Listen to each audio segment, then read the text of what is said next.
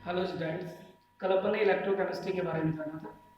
Electrochemistry physical chemistry का chapter था और उसकी डेफिनेशन थी भौतिक रसायन विज्ञान की वह शाखा जिसके अंतर्गत रासायनिक ऊर्जा को विद्युत ऊर्जा में और विद्युत ऊर्जा को रासायनिक ऊर्जा में परस्पर रूपांतरित करने का अध्ययन किया जाता है। उसको बोलते हैं विद्युत रसायन। तो chemical convert to electrical and electrical convert to chemical का अध्ययन जो करते हैं वो विद्युत रसायन कहलाती है। अब चूंकि काम दो करने थे अपन को, chemical convert to electrical, electrical convert to chemical, तो डिवाइस जो है काम करती है वो डिवाइस कहलाती है सेल। अब सेल दो प्रकार के थे, एक तो सेल था इलेक्ट्रोलाइटिक सेल और इलेक्ट्रोलाइटिक सेल के अलावा दूसरा सेल था electrochemical cell and also known as galvanic cell and voltaic cell. जो आपका फर्स्ट सेल था इलेक्ट्रोलाइटिक सेल, उसकी वर्किंग थी कि वो इलेक्ट्रोलाइटिक सेल इलेक्ट्रिकल एनर्जी को केमिकल एनर्जी में कन्वर्ट करना था और जो दूसरा सेल था वो आपकी केमिकल एनर्जी को इलेक्ट्रिकल एनर्जी में कन्वर्ट कर रहा था। ये दो तरह के अपन ने सेल पढ़े थे। उसके बाद अपन ने जो टॉपिक पढ़ा वो पढ़ा इलेक्ट्रोलाइसिस। इलेक्ट्रोलाइसिस क्या होता है? इलेक्ट्रोलाइटिक सेल का ही टॉपिक है। इलेक्ट्रोलाइटिक सेल अपना फर्स्ट सेल था तो इलेक्ट्रोलाइटिक सेल ही पढ़ रहे थे अपन। इलेक्ट्रोलाइटिक सेल में अपन ने पढ़ा इलेक्ट्रोलाइसिस। इलेक्ट्रोलाइसिस क्या होता है? जब भी किसी विद्युत अपघट्य में विद्युत धारा प्रवाहित की जाती है तो वैद्युत अपघट्य के धनायन और ऋणायन इलेक्ट्रोडों पर ऑक्सीडेट और रिडक्ट होते हैं और रिडक्ट होकर उदासीन प्रजाति के रूप में निक्षेपित हो जाते हैं, अर्थात एक रेडॉक्स रिएक्शन संपन्न होती है। ये प्रक्रिया कहलाती है आपकी विद्युत अपघटन। अब विद्युत अपघटन जो हुआ वो एक्सटर्नल सोर्स से हुआ। दैट इज इंपॉर्टेंट कि आपने लाइट दी, जब जाके विद्युत अपघटन प्रोसीड हुआ तो जो रिएक्शन हो रही थी विद्युत अपघटन में ऑक्सीडेशन रिडक्शन रिएक्शन, वो नॉन स्पॉन्टेनियस रिएक्शन थी। उसका Gibbs free energy change delta C आपके पॉजिटिव आता है। डेल्टा सी पॉजिटिव का मतलब है अभिक्रिया एफ होता है और डेल्टा जी अगर पॉजिटिव है तो we know that delta G is equal to minus nFE cell. क्योंकि डेल्टा जी पॉजिटिव आ रहा है तो डेफिनेट है कि डेल्टा जी पॉजिटिव तब आएगा जब ई सेल की वैल्यू क्या होगी? नेगेटिव। क्योंकि delta G is equal to minus nFE cell. E cell अगर नेगेटिव होगा तो नेगेटिव नेगेटिव पॉजिटिव तो डेल जी पॉजिटिव हो जाएगा। तो डेल जी पॉजिटिव और ई सेल नेगेटिव दोनों का मीनिंग होता है कि अभिक्रिया जो रेडॉक्स हो रही है वो अभिक्रिया प्रकृति में एफ होता है। एस होता का मतलब आपको उसे बाहर से एनर्जी देके बनाना पड़ेगा। तो जो अपन बाहर से एनर्जी दे रहे थे वो इलेक्ट्रिकल एनर्जी दे रहे थे और इलेक्ट्रिकल एनर्जी किसमें कन्वर्ट हो रही थी? केमिकल एनर्जी में। इतना अपन ने पढ़ा। और जो उसमें अपन ने इलेक्ट्रिकल एनर्जी जब डाली थी वैद्युत अपघट्य के अंदर तो धनायन और ऋणायन, धनायन जो आपका था धनायन फॉर कैटायन, कैटायन किस पे चला गया था? कैथोड पर।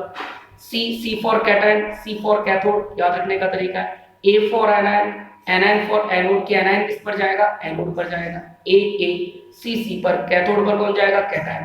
कैटायन आपका जो होगा वो रिडक्ट होगा, एनायन क्या होगा? ऑक्सीडेट होगा। रेडॉक्स रिएक्शन में रेडॉक्स रिएक्शन के परिणामस्वरूप रासायनिक ऊर्जा पैदा हो गई थी। इस तरह अपन ने उस सेल के बारे में जाना था। और जो उसमें धारा प्रवाह हुआ वो इलेक्ट्रोलाइटिक कंडक्शन या वो कहलाता है आयनिक कंडक्शन, इस तरह आप उसको कह सकते हो। फिर अपन आगे बढ़ रहे थे उसके अंदर की स्टडी ऑफ इलेक्ट्रोलाइसिस।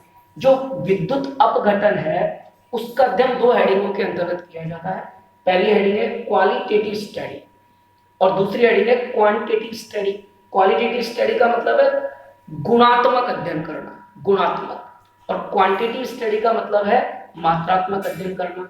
इसके अंदर यह अध्ययन किया जाता है कि जब इलेक्ट्रोलाइटिक सेल के अंदर इलेक्ट्रिकली करंट पास किया जाता है तो इलेक्ट्रॉन पर जो सब्सटेंस मिलते हैं उनकी नेचर कैसी होती है, मीन विच सब्सटेंस डिपोजिटेड, मतलब इलेक्ट्रॉन पर क्या डिपोजिट हो रहा है। उधर जब इलेक्ट्रिकल करंट पास करते हैं, सेल वही है, उधर भी इलेक्ट्रोलाइटिक सेल ही है, इलेक्ट्रिकल करंट पास करते हैं तो ये देखते हैं कि इलेक्ट्रॉन पर कितना अमाउंट सब्सटेंस का डिपॉजिट हो रहा है। अमाउंट ऑफ सब्सटेंस डिपॉजिटेड, कितना डिपॉजिट हो रहा है, दैट इज क्वांटिटी। क्वांटिटी का मतलब अमाउंट। तो इधर आपको रीड करना है अमाउंट और इधर आपको रीड करना है नेचर। इधर आप कह सकते हो नेचर ऑफ सब्सटेंस। तो इधर नेचर देखा जाता है क्या मिल रहा है, उधर देखा जाता है कितना मिल रहा है। क्या मिल रहा है? इसका टूल होता है डिस्चार्ज पोटेंशियल, जिसको हिंदी में बोलते हैं विसर्जन विभव या कहते हैं डीपी। उधर का जो मेन कंसेप्ट है टूल वो फैराडे। तो क्वांटिटेटिव स्टडी फैराडे से करेंगे और क्वालिटेटिव स्टडी अपन करेंगे डिस्चार्ज पोटेंशियल डीपी से। डीपी के बारे में अपन जान लेंगे डीपी क्या होता है। अब पहली स्टडी स्टार्ट कर रहे हैं अपन क्वालिटेटिव स्टडी। क्वालिटेटिव बोले तो गुणात्मक अध्ययन। गुणात्मक अध्ययन का मतलब इलेक्ट्रोलाइटिक सेल में जब विद्युत धारा डाली जाएगी तो इलेक्ट्रॉन पर कौन सा सब्सटेंस मिलेगा, उसकी नेचर कौन सी होगी, ये जानना चाहते हैं। तो केस फर्स्ट, इसके अंदर दो ही केस होंगे केवल। पहले केस फर्स्ट पढ़ें। केस फर्स्ट है, let if solution contain only one type of cation and one type of anion. आपका जो इलेक्ट्रोलाइटिक सॉल्यूशन लिया गया है, इलेक्ट्रोलाइटिक सॉल्यूशन विद्युत अपघटनीय विलयन, उसके अंदर एक ही प्रकार का तो धनायन है और एक ही प्रकार का आयन है। सीधी सी बात है, अगर आपका जो वैद्युत अपघट्य एक ही प्रकार का धनायन और एक ही प्रकार का ऋणायन रखेगा तो डेफिनेट वही प्रोडक्ट होंगे। इसका मतलब आप ये सीधा कह सकते हो कि अगर आपका सॉल्यूशन एक प्रकार का धनायन और एक प्रकार का ऋणायन रखता है तो इलेक्ट्रोड पर सेल्फ प्रोडक्ट बनेगा। सेल्फ का मतलब खुद ही उत्पाद होगा, करेक्ट। जैसे मान लो मेरे पास गलित NaCl और गलित NaCl में मैंने करंट पास किया, तो गलित NaCl में करंट पास करूंगा तो गलित NaCl का मतलब NaCl। अब Na2 positive, positive for cation, cation किस पे चला जाएगा, कैथोड पर। C for cation, C for cathode, cathode चूंकि नेगेटिव होता है तो कैटायन जाएगा।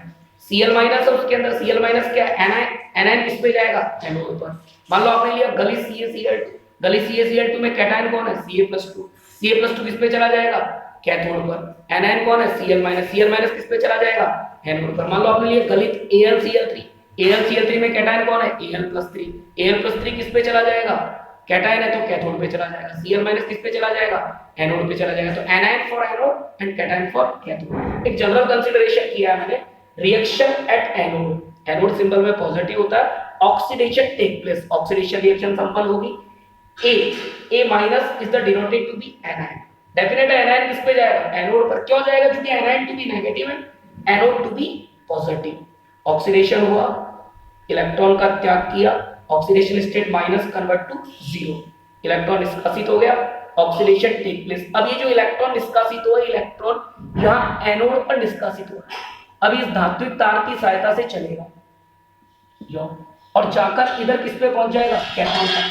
कैथोड पर कौन चल दिया, कैटायन, कैटायन तो यहाँ लिखा हुआ reaction at cathode, cathode negative है, रिडक्शन टेक प्लेस, रिडक्शन होगा। C+ ये वाला इलेक्ट्रॉन एक्सेप्ट किया, C+ कन्वर्ट टू C0, तो +1 convert to 0 that is reduction. इधर आपका इलेक्ट्रोलाइटिक सेल का चित्र बना हुआ है, ये मेटालिक प्लेट है, मेटालिक प्लेट है जो इस टाइम पे कंसीडर की गई है वो अक्रिय धातु की है, अक्रिय धातु यहाँ पर है प्लेटिनम। फिर आप कहोगे अब एक्टिव मेटल भी तो लिया जा सकता है, बिल्कुल लेंगे ना एक्टिव मेटल।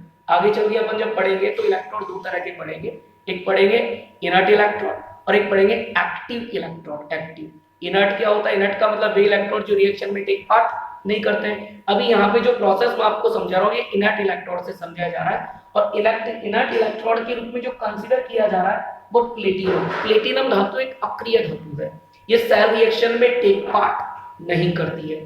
फिर अपन सक्रिय इलेक्ट्रोड से भी पढ़ेंगे, सक्रिय इलेक्ट्रोड में क्या इलेक्ट्रॉन ही रिएक्शन में टेक पार्ट करेगा, वो अपन आगे जानेंगे उसके बारे में। ये जनरल रिएक्शन हो गई किसकी, आपकी इलेक्ट्रोलाइटिक सेल की। यह लिखा हुआ है फ्यूज्ड मॉल्टन, तो आप जो केस फर्स्ट पढ़ रहे हो केस फर्स्ट है इसका फ्यूज्ड और मॉल्टन। फ्यूज्ड और मॉल्टन का मतलब गलित, करेक्ट। गलित NaCl लिया, Na2 भी पॉजिटिव कैथोड पे चला गया, Cl2 भी नेगेटिव एनोड पे चला गया। कैथोड पे रिएक्शन ऑलवेज क्या होगी, रिडक्शन, क्योंकि positive convert to 0 reduction. Anode पे क्या होगी, ऑक्सीडेशन। तो एनोड पर मिलेगी क्लोरीन गैस, अगर क्लोरीन गैस मिली तो उसको बोलना लिबरेटेड। सोडियम सॉलिड मिलेगा तो उसको बोलना डिपोजिटेड। तो नेचर जान ली कि जैसे किसी ने कहा गलित NaCl का वैद्युत अपघटन प्रभाव प्राप्त उत्पाद बताओ, तो कह दो कैथोड पे जाएगा पॉजिटिव और एनोड पे जाएगा negative. Cation for cathode, anion for anode. CaCl2 गलित लिया, गलित CaCl2 लोगे तो आपके कैथोड पे कौन मिलेगा, कैल्शियम। एनोड पे कौन मिलेगा, क्लोरीन। गलित AlCl3 लिया, कैथोड पे कौन मिलेगा आपका Al, एनोड पे कौन मिलेगा, क्लोरीन। इस तरह आपको उत्पाद प्राप्त हो जाएंगे। जो अपन दूसरा केस कंसीडर करेंगे उसमें क्या करेंगे, अपन वैद्युत अपघट्य का जलीय विलयन लेंगे। जब जलीय विलयन लेंगे अपन तो डेफिनेट सी बात है कि अपने पास आयंस कितने हो जाएंगे, 4। दो तो धनायन वैद्युत अपघट्य के हो जाएंगे और दो धनायन तो दो आयन तो हो जाएंगे वैद्युत अपघट्य के, एक धनायन और एक ऋणायन, और दो आयन हो जाएंगे आपके पास वाटर के। वाटर में भी H+ और OH- होता है। जैसे मान लो आप जलीय NaCl ले लोगे तो जलीय NaCl में दो कैटायन होंगे Na+ और H+, और दो एनायन होंगे Cl- और OH-। जब दो कैटायन और दो एनायन होंगे तो फिर अपन को जानना पड़ेगा कि अब कौन सा कैटायन जाएगा कौन सा एनायन जाएगा। तो उसके लिए अपन ये टॉपिक पढ़ेंगे डिस्चार्ज पोटेंशियल, जो अपन उसके बारे में अपन अभी आगे जान लेंगे नेक्स्ट वीडियो में उसके अंदर।